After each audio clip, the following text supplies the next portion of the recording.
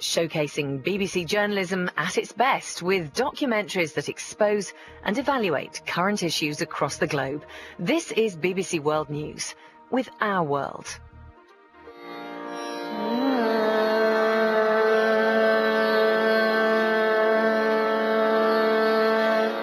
The dancing bear of India. A once familiar sight to tourists and a 400-year-old tradition.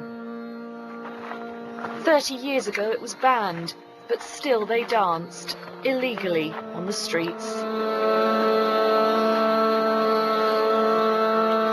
On Christmas Eve 7 years ago, 4 international animal welfare groups rescued the first dancing bear and began a project to retrain their handlers with the backing of the Indian government. The problem of dancing bears has been an integral part of our society. This Christmas marks the end of their work as the last dancing bear is rescued. This Christmas is going to be the best Christmas we've ever had in our lives. We're taking the last bear off.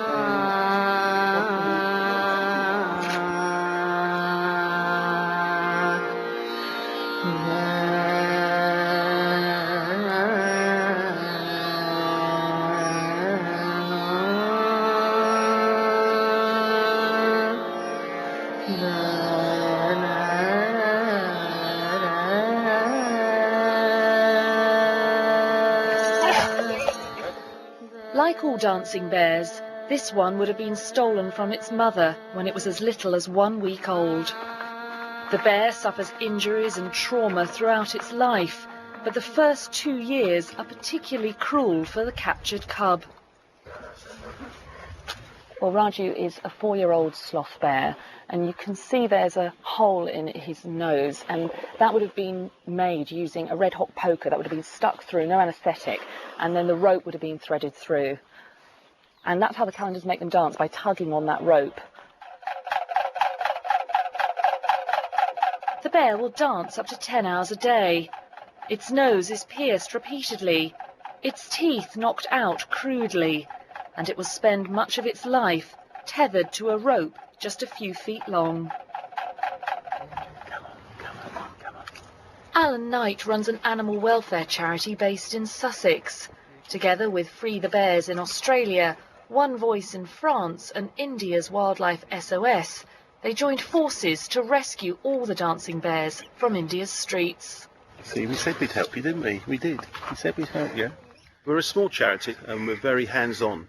So we've made a relationship with Wildlife SOS and the government here, and we're working with other charities around the world to try and finish the bear trade. We've been working for 7 years, and we've now got over 600 bears in our care, and we're making a final sweep of India. We have adverts all over India, and we're trying to get every last bear in, so hopefully we can say the trade has actually been smashed. Sloth bears have been trained and danced by the Kalanda people for more than 400 years. Owning a bear was once a source of pride, a way of earning a living. Nazrul is 28. He has 4 children and is bringing his bear Rani to the sanctuary in Agra in exchange for a new job.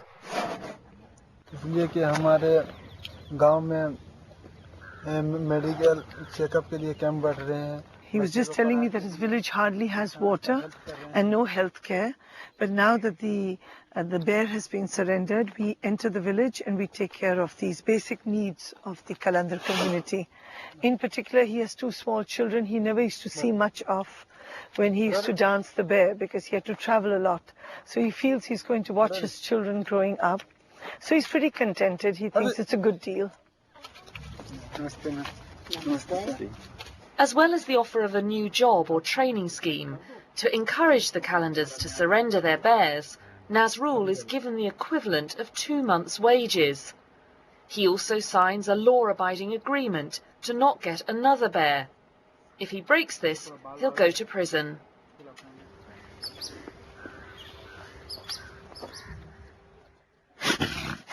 For Rani, the next stage is to get the rope removed.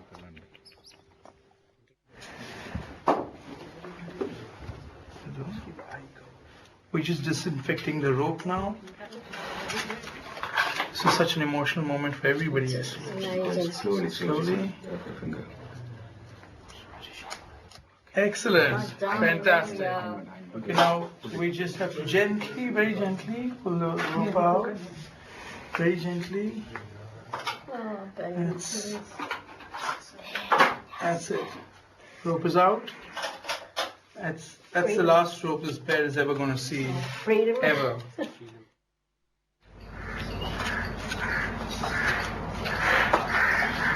The next morning, as Nazrul began his new job, helping to feed and look after the bears, Rani was waking up. Well, Rani's a little disorientated this morning. She's woken up for the first time since she was a tiny cub without a rope in her nose. She doesn't really know where she is. And so she's going to spend the next couple of days in this den just acclimatising to things before she can be released out into the sanctuary with the other bears. And he thinks his heart is going to be full of joy. Kartik Satya Anrayan has rescued many of the bears. He explained how Nazrul felt without his.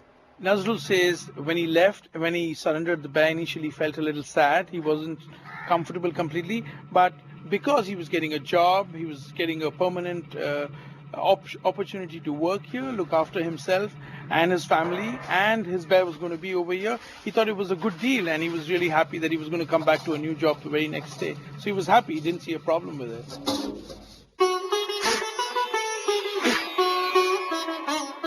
It's been illegal to own or dance a bear in India since 1972. But it wasn't until 30 years later, when the rescue centre opened in Agra, that there was anywhere to actually house confiscated bears. The first 6 were brought in on Christmas Eve 2002. Now the sanctuary is one of 4 run by the charities and established in collaboration with the state governments in Bhopal, West Bengal, Bangalore and of course Agra. This rescue facility is the largest in the world, and just by a mere glance one can make out that the bears are healthy and doing well. They are well managed in terms of diet, nutrition, their health checkup, etc. Initially, when they just danced their bears, they were always on the road, moving wherever they could pick up a living. Maybe it was at a fair or a temple or at a marketplace. So they never spent much time with their families. Families had a tough time because there was no communication with the nomad who was out there earning his living. Now it's a totally different kind of life for them because for one, they're at home with their families. They interact a lot more. Every family has received a different way of earning a livelihood. For example, Mehboob Khan here where we are sitting is running a shop here behind us. Plus his wife and the women folk, they've just gifted me these little rice crackers which they fry and then they bag it in small plastic bags and they sell it. It's a small cottage industry and it does well enough to feed them and their family. They go around on a cycle and they sell it to the villages and to the families around them. Pyaro Saab makes candles and repackages spices. He gave up bear dancing 4 years ago. His only mementos, a blurred photograph and a faded cutting.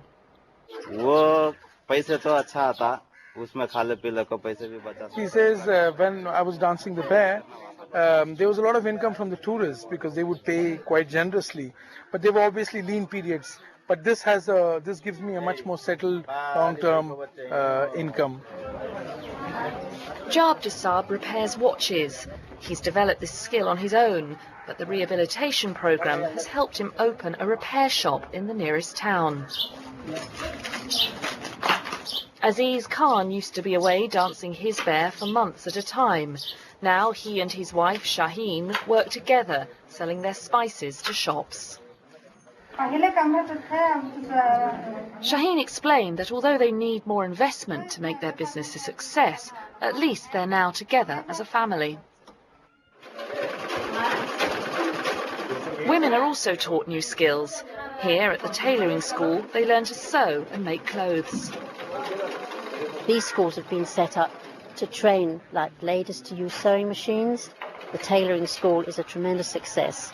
And now they can earn money by making clothes, selling their wares, and they become independent. And being a little bit more of an individual in the family.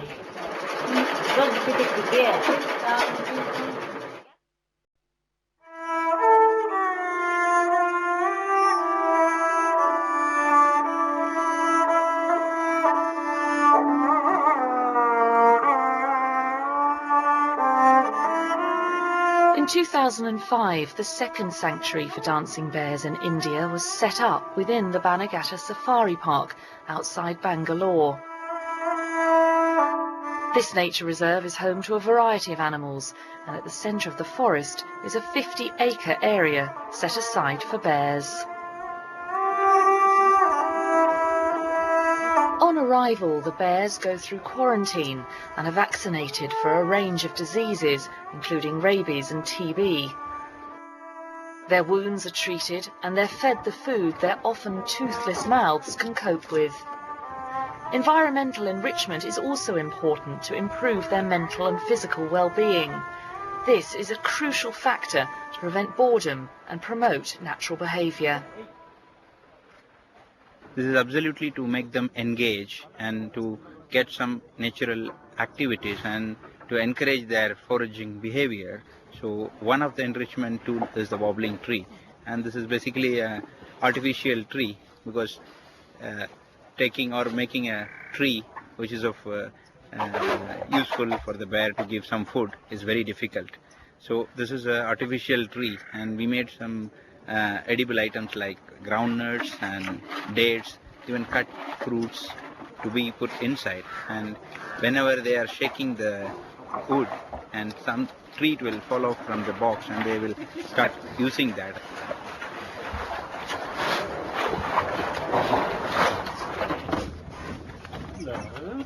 All the bears are given regular checkups to make sure they are coping well. These bears can't actually ever be released back into the wild, purely because they were captured when they were too small, so they never learned the skills to survive from their mother. But they can spend the rest of their lives here at the centre, and as you can see, they're socialising and as happy as they can be, really.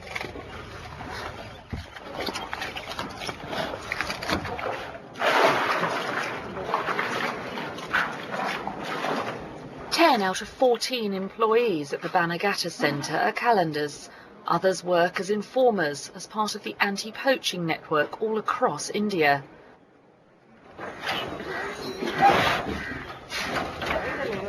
Many have become close to their bears over the years and want the chance to visit them and see how they are.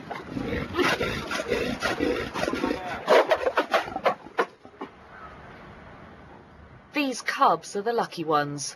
Although poached, they were rescued before they became dancing bears. The integration that we do with the wildlife crime authorities, the Wildlife Crime Control Bureau, the police, and enforcement agencies has been fantastic, because we've been able to effectively crack down on traders, poachers, and traffickers to try and rescue bear cubs and get information to foil poaching plans. These bear cubs, unfortunately, have never seen their mother. Before they open their eyes, many of them have been taken away from the wild. The bears captured in the north of India tend to have ropes through their noses, but the ones in the south often have rings. This bear's muzzle is in really pathetic condition. We need to get a ring out yesterday, and there's a lot of inflammation. It's definitely pussing. As you can see, there's a lot of discharge around the muzzle over there, and it's got grit, and everything that can go wrong with the muzzle has gone wrong over here. So this ring needs to be out of the bear immediately. But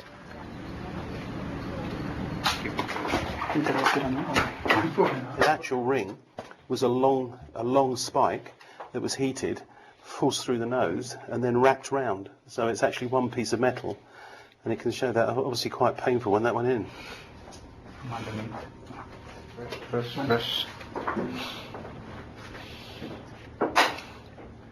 And you can just rotate this out gently, hopefully. There we go, one ring.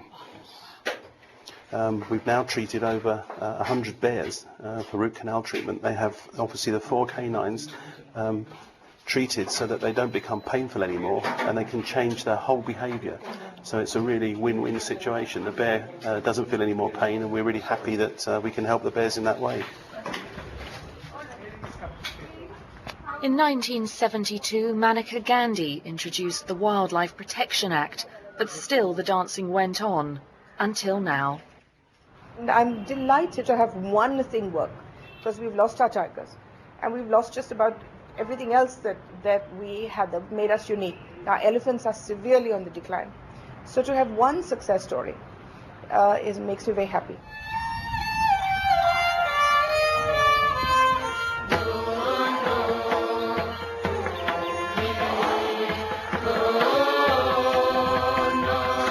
A slow walk to end the final dance. 7 Christmases have passed since the first bear was rescued, but this sight is what everyone involved has longed to see.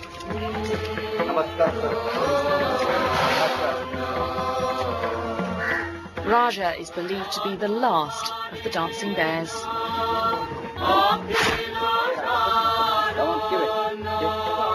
It was the pathos of the dancing bear on the street that really made us go into this project, and it has worked out wonderfully well, both for the bears as well as for the Kalandar community. Emotion and hard work has been put into this project, and now it's actually a project that we've finished. We can say it's the end of the trade, which is amazing. Very much. Thank you. Thank you. This Christmas is going to be the best Christmas we've ever had in our lives, and the last bear coming in means life has been worth living. At least this lifetime has been useful for us. We've been able to make one difference. We're taking the last bear off, and hopefully, thank you.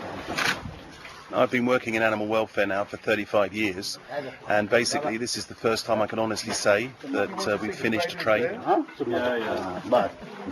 It's very, very special and quite emotional for me today. Raj's handler is a 33-year-old Kalandar called Rajasab.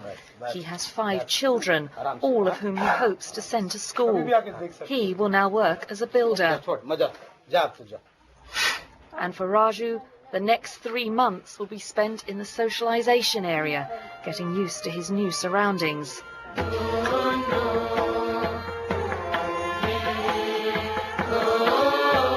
But by March, he'll be joining the other bears, free to roam in the 50-acre forest of his new home in southern India.